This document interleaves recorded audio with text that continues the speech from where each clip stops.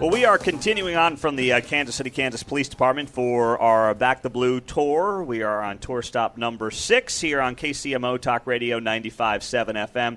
We are happy to welcome on and say good morning to Deputy Chief Ray Nunez. He commands the investigations unit, and Captain Rodney Smith. Good morning, gentlemen. Thank you for being here. Good morning. Good morning. Thank you for having us. Well, let's start off with you, Ray. I mean, you know, when you look at where things are at in this community right now, homicides in 2023 ended at 24. That was down from 58 in 2020. You've been with the department for 24 years, and from your perspective, commanding the investigations unit, what do you attribute a lot of that to? Well, I believe that there is a lot of moving components that are attributed to where we're at today. Some of those are our technology piece, our homicide unit, which are top-notch detectives, and then also our real-time intelligence center, where that's launched, and we're getting ready to do more with that. Mm-hmm. Now, Rodney, you know, we were talking just off the air here about credibility in the community, how important that is when you guys are trying to solve these homicides. How do you feel like over your 36 years, and, you know, between the two of you guys, you got 60 years here with the department, how do you feel like that's improved here, especially the last few years? In the past, you know, we had a situation where the community wouldn't talk to us, and, you know, we didn't have the resources technology-wise that we have now, so it was really just a lot of shoe leather back in the day, which is not as effective as what we have now. But, you know, I feel like the whole department is focusing on building relationships with the community, and, you know, we deal with people in the worst situations that they're ever going to see, you know, family members and victims. So if they don't communicate with us, we can't solve the case. Right now, you know, I was telling you, we had a case in the last few days where we talked to the family, and a suspect came in and talked to us, and we resolved this thing peacefully, where, you know, back in the day we would have had to, you know, load up and go try to find them. Yeah. It's a lot less dangerous for everybody involved. So it's hugely important, and, you know, this is probably the best I've seen it since 1987. How about that? What do you, Ray, in your 24 years, attribute that improvement and relationship within the community to exactly here in KCK? I think that it has a lot to do with the community trust that we've developed. Yeah. We've concentrated a lot on working with the community, connecting with them, to find ways to open up our doors and invite them in and make sure that there's complete transparency. What is that when you say complete transparency? I mean, it's a two-way street, right? Like, you know, you've got to trust them to a degree, and they've got to trust you. So it's happened, it sounds like, in a pretty short period of time. What are the initiatives on that front where you've gone out to earn that trust? Well, some of the things that we've done are some programs and some events. For example, we open our doors on an open house for each division, like Major Brittany Pruitt has probably expressed. They come in and they can ask questions, meet the division commander, the people that are actually working the beat, and ask questions. We want to make sure that they have direct access to those patrol officers and the division commander. So that's one piece. Other things are education with our youth. So that's a very large component. So if we can reach our youth at a very young age as they grow up, we have those connections already established. You know, one thing I've noticed in KCMO, but I feel like this is, anecdotally speaking, countrywide, the homicides have involved younger and younger people the last few years in particular. So when you talk about getting to the younger people, how important is that for that initiative to try to make sure these people are not starting their lives in the criminal world? Oh, that's very, very important to us. We try to reach them at age probably 10.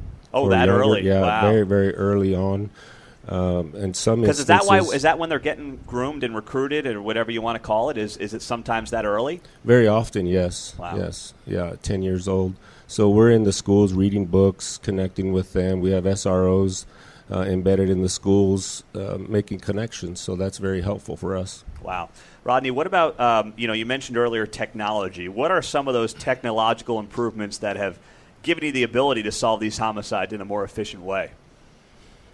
Now we have a vast number of cameras in the community, both private and public. That makes a huge difference. Yeah. And we have our intel center. That's giant for us, because it used to be maybe one or two detectives that have to go sit down and peck at keyboards and file through a lot of information, where we have people that are doing that now real time while we're still on the scene. So and then we have outside agencies that help us, like the U.S. Marshals. We have people on that team that they help us go locate suspects. So it really accelerates our ability to close a case quickly. At the end of the day, though, it's really about talking to people, and getting the right information. And we have to build a good relationship as we work through these cases. Even with suspects, they have to be able to trust that we're going to do what we say. That allows them to come in, and it lowers the violence of the encounter. Well, how important is that, whichever one of you want to answer this, trust of the suspect? I feel like that's lacking in many urban communities, the trust from the suspect. How important is that in KCK, and how have you developed that over time? Well, I think just our community involvement, because someone's not always a suspect. At some time before they commit a crime, they're just a citizen. Yeah. So if they've had good interactions with us, some of these people we've met before, or we've seen on the street, and or they've been stopped by an officer, if they got treated properly, that allows them to trust that nothing bad's going to happen to them, and we can make them understand that it's better for them. Let's get this resolved now. Don't make it worse. Yeah. So, I think it allows them to see that there's a benefit to, going peacefully and working with the system. Absolutely. Ray, we'll wrap it up with you. Commanding the investigations unit. What is that thing that, as we look at the fentanyl epidemic in particular? I know that's a major deal in Kansas and across the entire nation. How has your investigations into fentanyl in particular played a role in just solving some of these deals and the crime issue at large here? So yeah, that's a really big question. So back in 2021, we really started to notice a trend. Something was going on with our overdoses and our overdose deaths.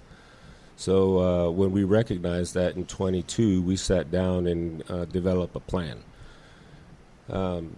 With that plan, it was how we're going to approach the fentanyl epidemic. And the best thing that we could do is, rather than going after the end user, which is what we have done in the past, we would arrest the person that's using, and then nothing would resolve. Yeah. So instead, now we go after the dealers. And with the user, we'll send them to some kind of a rehab or get some help. So we put together this plan, and on every overdose, whether they pass or they survive, a team is deployed at 24/7, anytime during the day or night, and we have boots on the ground that are already tracking down who is selling this, and we try to build a proof of life from that person and then go after the dealers. And how much has that helped? I mean, are the dealers less frequent in KCK? Are they, operating in other communities as a result? Have you scared them off? How has that impacted what their business model is here in KCK? Well, I believe that they have been scared off, a little bit, because I've heard word on the streets, how that goes. Yeah. That a lot of them don't want to come to KCK and do their deals. So we had to think of other ways to be able to still continue to do our job. Yeah. And develop some task force officers who can reach them wherever they are, whenever, anytime, during the day or night. Wow. Well, gentlemen, we appreciate you being here. That's Ray Nunez, Deputy Chief, and Rodney Smith, a captain, a combined 60 years here with the department. Thank you guys for what you're doing. Appreciate the time. Thank you.